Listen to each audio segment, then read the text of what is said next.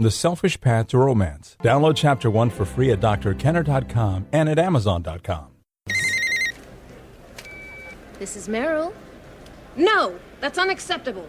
Listen, tell Warren if we don't ship by Tuesday, we won't be in the stores by Mother's Day, and that's unacceptable. So don't give me any excuses and do it. Do it! Just shut up and get it done! Oh, honey, you broke your phone. It's okay. I carry extras.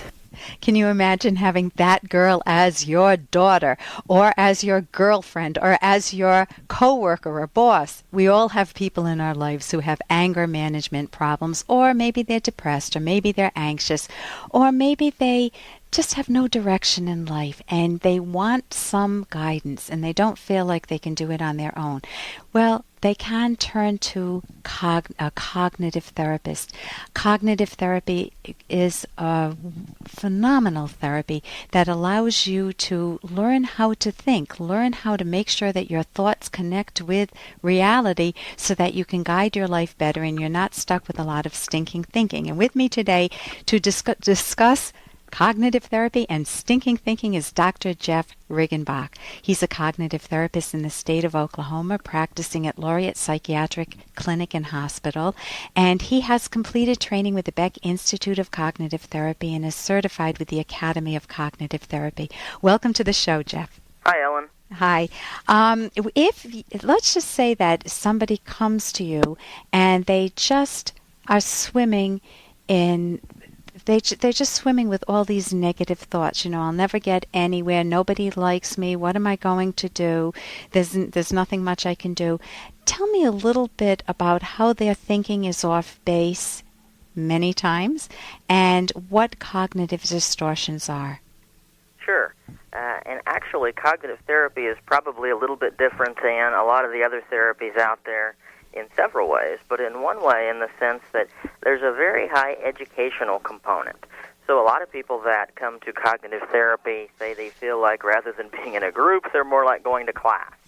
And so before we can actually break down exactly what's going on with each person, we will do a lot of education. I've actually had patients say, boy, you talk more than any therapist I've ever known before. And that is true. In the beginning, there is a lot of teaching that's necessary. You're teaching thinking skills. You are teaching thinking skills. And you're teaching them how to read their own minds. That's right. You use the phrase stinking thinking, and I think that's a phrase that a lot of our patients use. And the term cognitive distortions is really just a term to define very specific types of stinking thinking. Yeah. And there are some pretty specific types of thinking that lead to some pretty specific feelings. Yeah. Such as should statements, I should do this, I have to do this, and I should always be a success, you know, I always have to get straight A's. No, absolutely. Should statements are a really, really big one that a lot of people struggle with. That's when we say we should, or we have to, or we ought to, or we must, or we need to. Those are kind of shoulds in disguise. Actually, there's two types of should statements. One type is when we can should ourselves. And when we do that, we're almost always feel guilty. So if you're feeling guilty, there's probably a should of self under there. Okay, can you give me an example? Yeah, sure. It can be a small thing, or it can be a deeper, more intense thing. I mean, I shouldn't have been late for that meeting, or I shouldn't have, said what I said to my spouse. That was really mean. I should have never had that abortion 20 years ago, or I should never married this person, or those sorts of shoulds. And always lead to guilt or regret. And sometimes it's reality-based, and sometimes, I know in the case of abortion, it's they need to go back and rethink things. Sometimes we can say that we shouldn't have done the things that we did, but the reality is that we did do them, and how do we move on from there? Yeah, okay. And so if we would identify things that, according to our moral value system, we really would say were wrong, then it might be a matter of forgiving ourselves and not beating ourselves up over time. And or making amends if you hurt somebody, if you were very cruel to a coworker, you need to make amends. Absolutely, those kinds of things. Or if you really didn't do anything wrong. Hey, I got to interrupt this because we've got to pay some bills. 30 seconds, that's it. A very quick ad, and then Ellen will be back. Romance. Ugh, I wish guys knew more about what we want from a relationship. Boy, I wish I knew more about what I want. Where's that ad I saw? Here it is. The Selfish Path to Romance. A serious romance guidebook. Download Chapter 1 for free at selfishromance.com and buy it at amazon.com. The Selfish Path to Romance. That is interesting. Or, if you really didn't do anything wrong, then it's a way of learning to kind of reshape how you think about that and recognizing that, what was your responsibility and what wasn't your responsibility. And to be able to let go of the unearned guilt. Absolutely. Yeah. Earned versus unearned. I like that. And actually, I got that from my favorite author, Ayn Rand. Oh, you did? Yeah. And what about another cognitive distortion, such as what if I say, I know exactly what you're thinking about me now, Jeff. I know it, and I know it's not good. Well, that's a distortion we call mind reading. Mind reading and fortune telling, and another related one that we call magnification kind of go together. So mind reading is when you assume you know what someone else is thinking. Fortune telling is predicting what you think is going to happen. I know that nothing good is going to come of this, so why bother applying for this job? Would that be an example of the fortune teller? That would be an example of that of the fortune. Or you'll telling never kind of you have a messy room. You'll never amount to anything. You tell your kid. That's right. Both of those would be example of the mind reading or the fortune telling type of statement. In terms of applying for the job, if we predict that we're never going to get it, that's the fortune telling part. And if we predict all these reasons why they're not going to hire me because I'm overweight or I've got a gap on my resume or for whatever reason, that's the mind reading part. And then some people, especially that struggle with anxiety, really take it to another level and go to the point that not only am I not going to get this job, but I'm not going to get any job, and I'm going to end up underneath a bridge, sleeping in a cardboard box, right, no clothes right. on, kind of a thing. And those are certainly the kind of distortions that lead to anxiety. And so cognitive therapy helps people undistort them, take out the distortion and see things accurately, and teaches them the skills to look for evidence on their own, so eventually they don't need a cognitive therapist.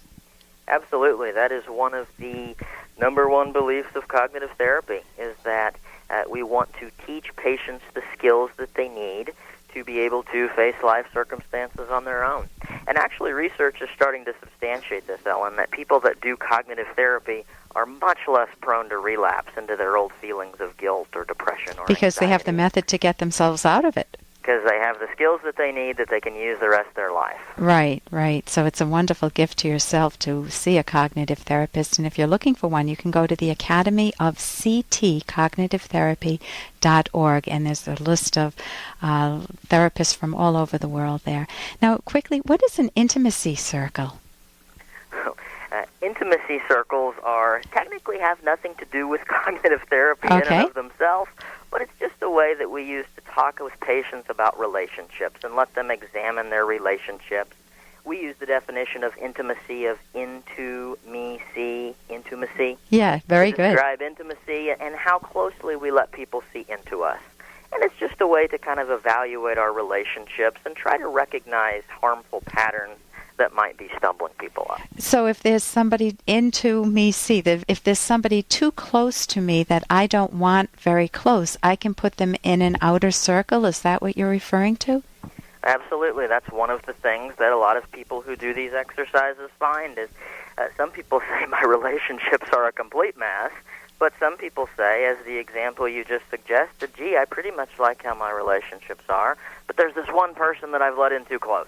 And maybe it's a romantic interest, maybe it's a mother-in-law that won't get out of my business. I mean, whoever it is, this one person is getting in, and I'm giving them the power to ruin my life. And so, helping them come up with steps to take to move that person out so that they don't have the power over their lives that they had before. That's interesting, to an outer ring. I always use an example like that a little differently, but I did have the concentric circles. So when you ever talked about that, I took one of your seminars. It was wonderful to hear. And when you talked about how people use them, this person's got to go in an outer ring, or this one can come in closer.